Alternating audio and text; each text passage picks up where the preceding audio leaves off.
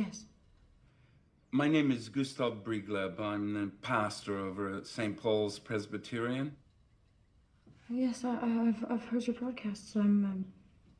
Thank you. Have you read the Times this morning? No? Well, maybe you should give it a gander and then come over here to the parish for breakfast in, say, an hour. I think we should meet. Hello?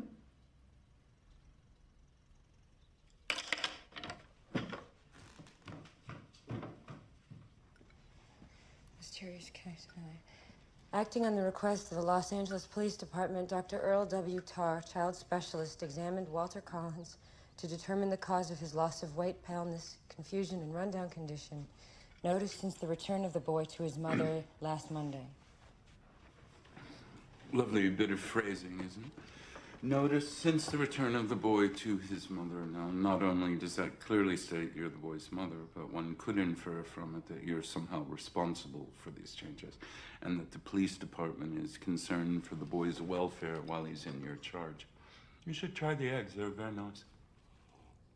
I examined the boy quite thoroughly, Dr. Tarr said. And it's clear that he has something to tell. I'm sure that in time he will give his boyish story of the entire affair. But not until he has faith in his listener.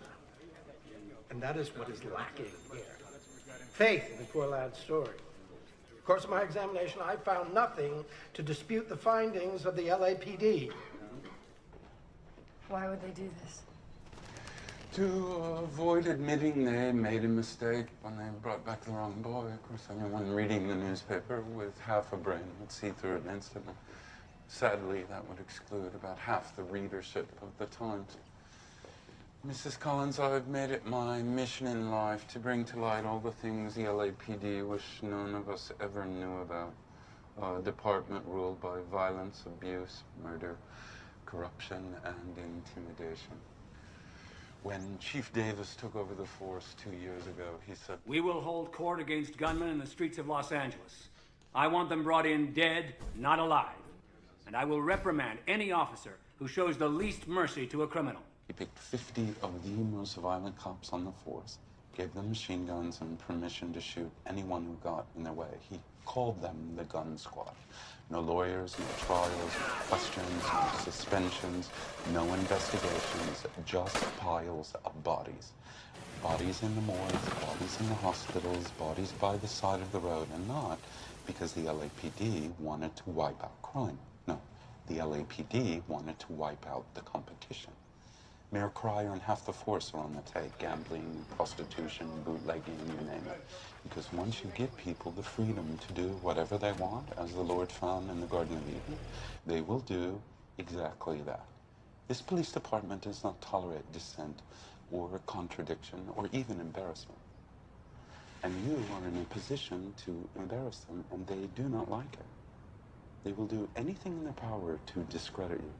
I've seen it happen too many times to start going blind now.